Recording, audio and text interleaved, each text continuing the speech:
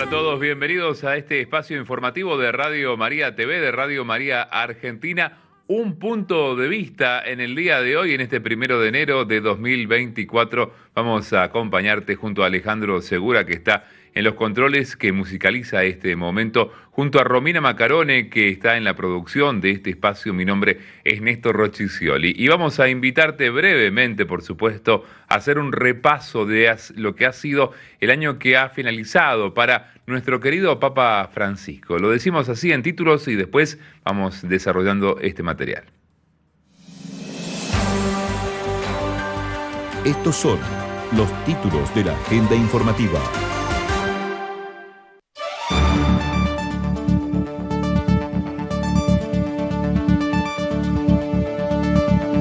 En enero pasado, el Papa Francisco presidió el funeral del Papa emérito Benedicto XVI.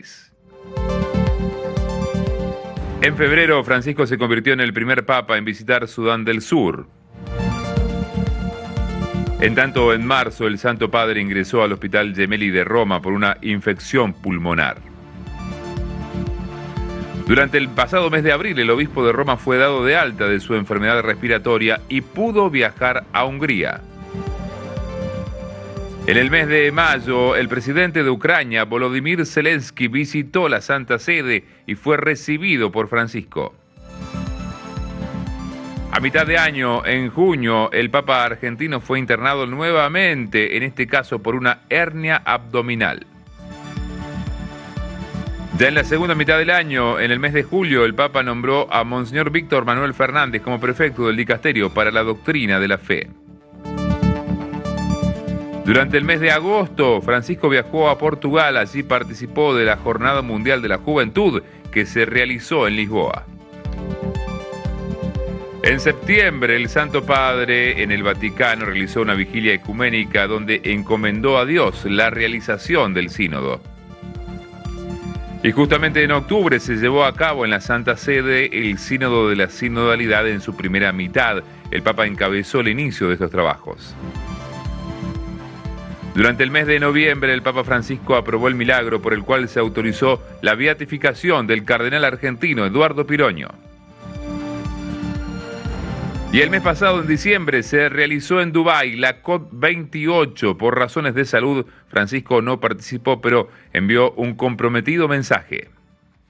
Discernimos sobre los mejores caminos a recorrer y nos ubicamos en el mapa geopolítico para observar la realidad desde la perspectiva del Evangelio.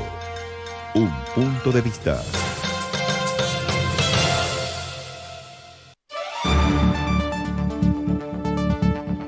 Y comenzamos a compartir lo que fue justamente el 2023 para el Santo Padre Francisco. Comenzó el año en el Vaticano con pleno luto por la muerte de Benedicto XVI. Recordemos, murió a los 95 años de edad. Esos días pasaron en la Santa Sede miles de peregrinos que quisieron despedirse del que fue su Papa durante unos 8 años. Según la Santa Sede, fueron 200.000 los peregrinos que estuvieron en la Basílica de San Pedro para dar el último adiós a Benedicto XVI. Y en la misa del Año Nuevo, Francisco, durante la homilía, dedicó unas palabras a su predecesor. Esto es lo que decía el Santo Padre Francisco. Aferrados a las últimas palabras del Señor y al testimonio que marcó su vida, queremos, como comunidad eclesial, seguir sus huellas y confiar a nuestro hermano en las manos del Padre. Que estas manos de misericordia encuentren su lámpara encendida con el aceite del Evangelio que Él esparció y testimonió durante su vida. San Gregorio Magno, al termine della regola pastorale, invitaba. San Gregorio Magno, al concluir la regla pastoral, invitaba y exhortaba a un amigo a ofrecerle esta compañía espiritual, diciendo así: en medio de las tempestades de mi vida, me alienta la confianza de que tú me mantendrás a flote en la tabla de tus oraciones, y que si el peso de mis faltas me abaja y me humilla, tú me prestarás el auxilio de tus méritos para levantarme.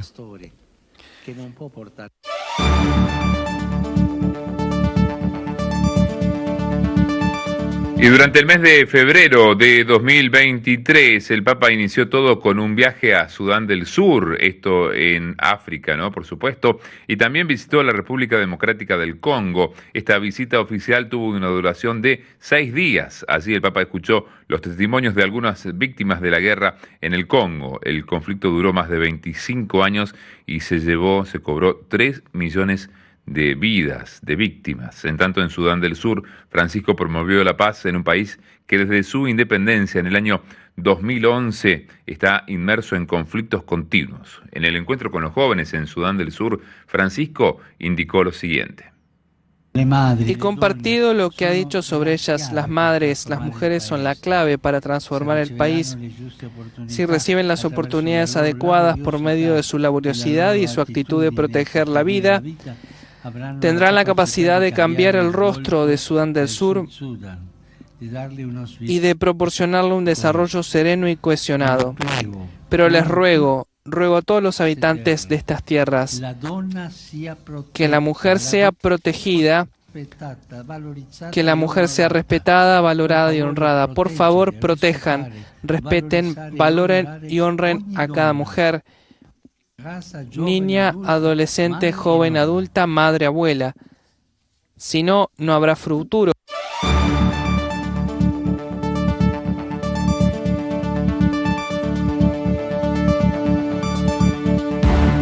Y el mes de marzo del año pasado se mostró un tanto aciago para Francisco, porque fue un mes realmente importante, por supuesto, para la Iglesia Católica, pero Francisco, que estaba celebrando 10 años de su pontificado, tuvo que padecer una enfermedad. Fue ingresado al Hospital Gemelli de Roma. El Santo Padre sufrió una infección respiratoria. Un par de días después, cuando ya se vieron mejorías en su estado de salud, pudo volver a la actividad. En esa ocasión, el Papa argentino visitó a los niños internados en el área de oncología pediátrica del Hospital Gemelli de Roma, este hospital universitario romano. Incluso allí bautizó a uno de los pequeños, al pequeño Miguel Ángel, lo que ocurrió en el mes de marzo con el Santo Padre Francisco.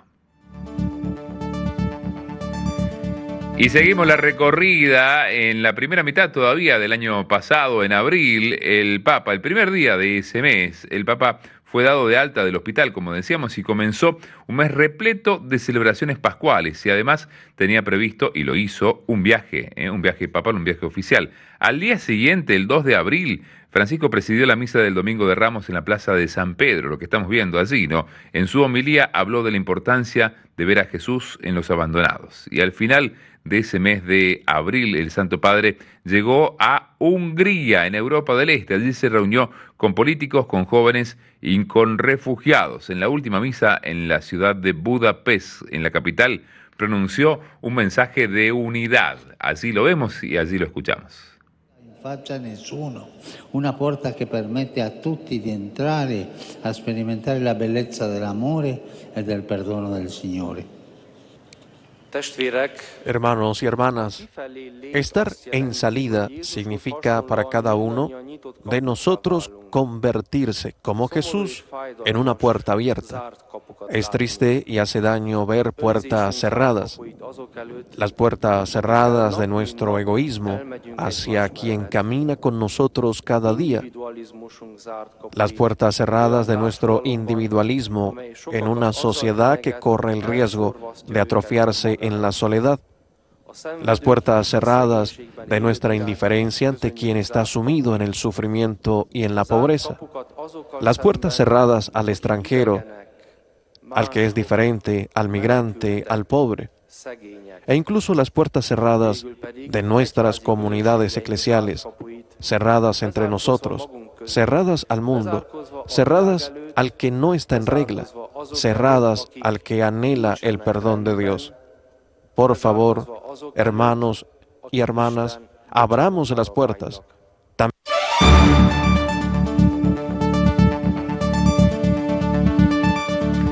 Y seguimos en la mitad del año pasado, durante el mes de mayo, justamente por primera vez desde que había comenzado el conflicto bélico entre Rusia y Ucrania. En febrero del 2022 se inició esto. El presidente ucraniano Volodymyr Zelensky visitó la ciudad eterna, visitó Roma para una serie de encuentros con miembros del gobierno italiano y también aprovechó la posibilidad, como lo vemos allí, para encontrarse con el Santo Padre, con Francisco en el Vaticano. El tema principal obviamente fue la guerra y las posibilidades de paz, pero también las armas y el apoyo que Ucrania agradece a Italia. El presidente ucraniano se dijo favorable a una paz que debe prever la justicia, sobre todo en el territorio ucraniano, en el territorio de Ucrania, en alusión clara a las regiones ocupadas por Rusia, que todavía se mantienen, por supuesto.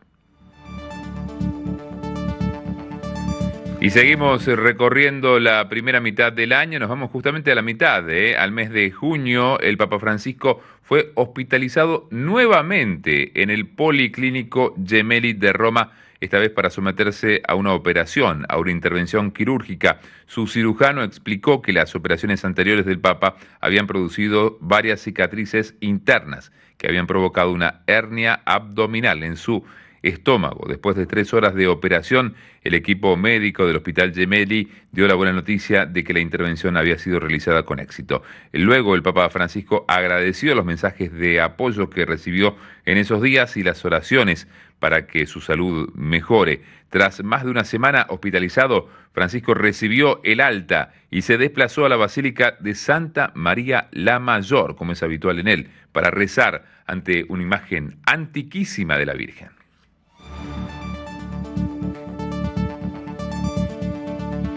Y nos vamos ya a la segunda mitad del 2023 con este recorrido que estamos haciendo junto al Santo Padre Francisco, que en ese mes, claro, suele reducir al máximo su actividad, los eventos oficiales y públicos, debido a que está en el verano europeo. Sus intervenciones públicas se limitaron al Ángelus, donde hizo algún que otro particular llamado de atención. No obstante, la noticia fue la elección de parte del Papa Francisco del nuevo prefecto para el dicasterio de la doctrina de la fe. Estamos hablando del ahora ya cardenal, Monseñor Víctor Manuel Fernández, argentino. Allí está recibiendo el gorro cardenalicio, Tucho, ¿no? Colaborador íntimo de Francisco, fue quien ayudó a escribir el documento programático de su pontificado, la Evangelii Gaudium. Estamos hablando del cardenal Víctor Manuel Fernández. Hace un ratito estaba con nosotros en Hablemos de Dios. Y seguimos con esta recorrida, nos vamos al mes de agosto, todavía mes caluroso en el norte del hemisferio, ¿no? En Europa. El Papa Francisco inició este mes con un viaje que llevaba 5 años esperando, la Jornada Mundial de la Juventud. Se hizo en Lisboa, en Portugal. Este encuentro se había pospuesto desde el año 2022 debido a la pandemia vigente, pero allí estuvo Francisco, como siempre saludando a todos. Durante su estadía en Portugal, el Papa se reunió con políticos, con líderes de distintas religiones e incluso también se hizo un tiempo para viajar a Fátima, donde rezó con los enfermos, pero sobre todo la mayor parte de su tiempo la pasó con los jóvenes. El último día de su viaje, el Papa realizó una gran misa en el Parque Trejo de Lisboa, en donde el día siguiente, también se acercó a los jóvenes, a los niños también, claro, como aquí, y les dijo esto. Chicos y chicas, somos amados como somos, sin maquillaje. ¿Entienden esto?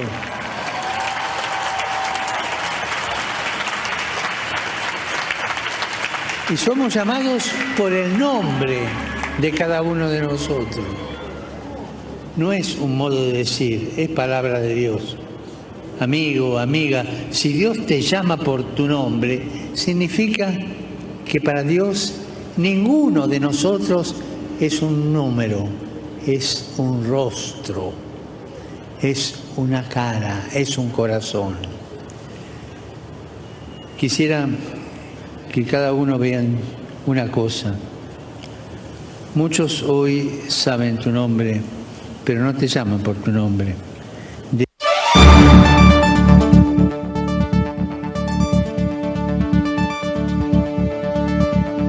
Y seguimos con este recorrido junto al Papa Francisco. Ya en el mes de septiembre, el Papa invitó a los líderes de las iglesias de diferentes denominaciones a unirse junto a él a un momento de oración, encomendando juntos el trabajo de la 16ª Asamblea General Ordinaria del Sínodo al Espíritu Santo. Lo hizo durante una vigilia ecuménica de oración. Esta vigilia tuvo lugar en Roma. El silencio fue el protagonista principal de esta breve homilía del Papa Francisco, que eligió este recurso para expresarse. El Santo Padre argentino reflexionó luego sobre la relevancia del silencio en la vida del creyente, de la Iglesia y en el camino de unidad de los cristianos.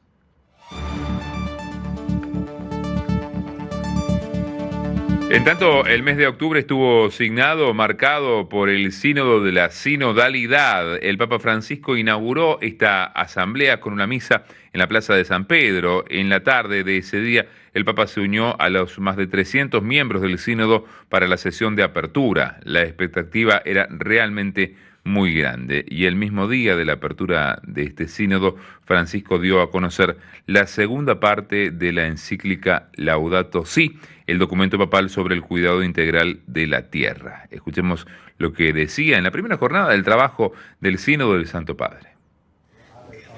A mí me gusta decir que el sínodo no es un parlamento, el sínodo es otra cosa, El sínodo no es una reunión de amigos para nada, para resolver algunas cosas, dar sus opiniones, no, es otra cosa. No olvidemos, hermanos y hermanas, que el protagonista del sínodo no somos nosotros, es el Espíritu Santo, y si entre nosotros está presente el Espíritu Santo que nos guía, va a ser un sínodo bueno. Si se va simplemente para ir adelante por intereses humanos o personales, no va a ser un sínodo, va a ser una reunión parlamentaria, que es claro otra cosa. Pues sínodo es un camino que hace el Espíritu Santo.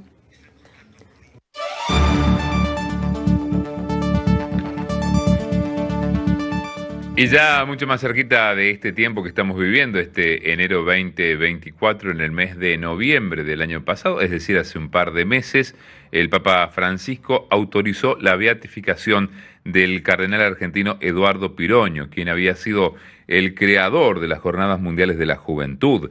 De esta forma, el Vaticano le reconoció un milagro ocurrido en el año 2006, cuando el entonces bebé de 15 meses, Juan Manuel Franco, bebé marplatense, salió de un cuadro de coma profundo luego de que sus padres rezaran a la figura del futuro beato que allí estamos viendo. La noticia se dio luego de que el Papa autorizara al prefecto del dicasterio para las causas de los santos, el italiano Marcelo Semeraro, a publicar el decreto con el que la Santa Sede reconoce la curación sin explicación científica de este niño por intercesión del beato argentino. Y la ceremonia de beatificación, qué hermoso, ¿no?, lo que hemos vivido el mes pasado, se realizó en Luján, en la Basílica de Luján, frente a la Plaza Belgrano de la ciudad de Luján, en el mes pasado, en diciembre.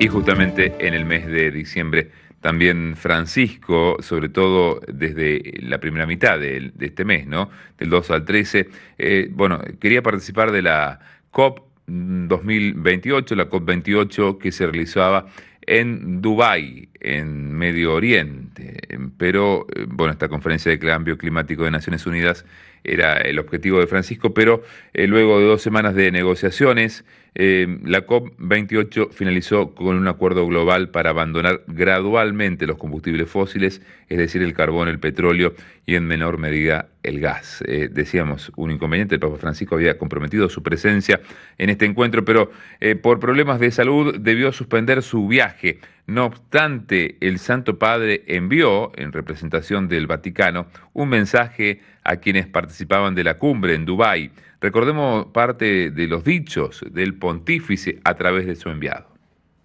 Y pidamos encarecidamente a los responsables de las naciones que en la casa común sea preservada. Nos lo piden en particular los pequeños, los pobres, cuyas oraciones llegan hasta el trono del Altísimo. Por el futuro de ellos y el futuro de todos, custodiemos la creación, protejamos la casa común y vivimos en paz y promovamos la paz. Gracias.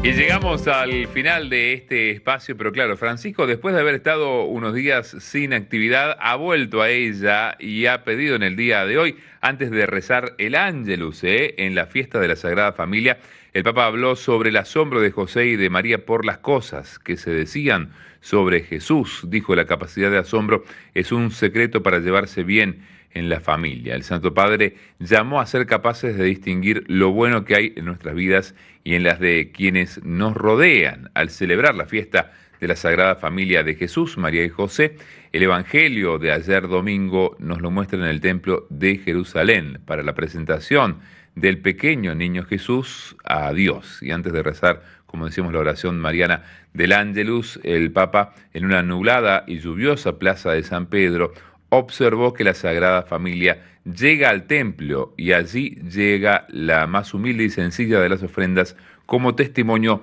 de su pobreza, lo que ha sido entonces la celebración de la Eucaristía en el día de ayer y también esta oración del Ángelus que ha presidido el Papa Francisco en la Plaza de San Pedro, que como decíamos se ha presentado lluviosa, húmeda. Bueno, así se presenta también en buena parte de la Argentina. Y también hay que decir, esto en otro ámbito, ¿no?, que un terremoto de gran magnitud ha sacudido la costa occidental de Japón y que hay alerta de tsunami allí en la isla y también en la costa rusa, en la costa de Rusia, ¿no?, como parte de la información que tenemos por estas horas. Nos vamos despidiendo, gracias a Alejandro Segura, que está allí, ¿no?, en los controles, en la musicalización, a Romina Macarone en la producción de este espacio. Mi nombre es Néstor Rochicioli. Te invitamos a que sigas en este primer día del año en la catequesis. Ya llega la catequesis de esta mañana.